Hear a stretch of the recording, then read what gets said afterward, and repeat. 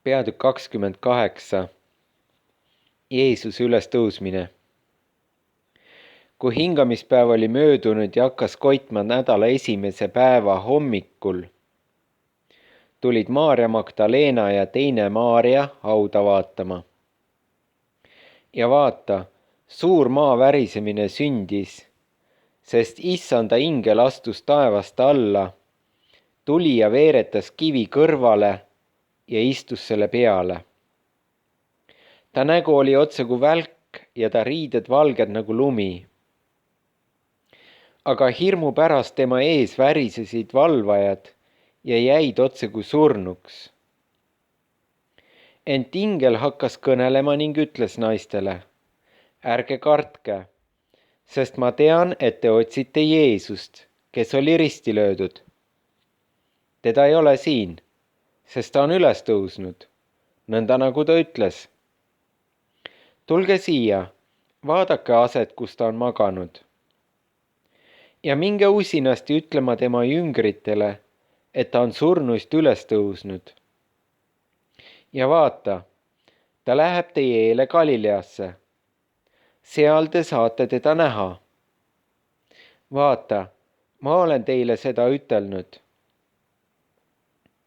Ja nad läksid rutusti haua juurest minema kartuse ja suure rõõmuga ning jooksid seda kuulutama tema jüngritele.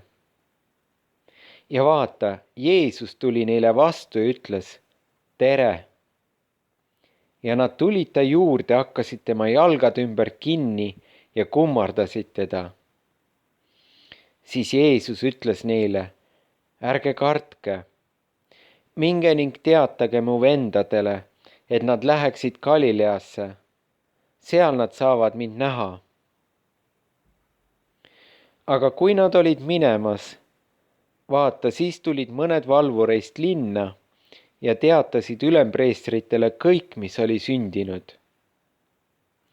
Ja need tulid kokku ühes vanematega, pidasid isekeskis nõu ja andsid sõjameestele rohkesti raha ning ütlesid: ütelge, et ta jüngrid tulid öösel ja varastasid ta ära, kui me magasime.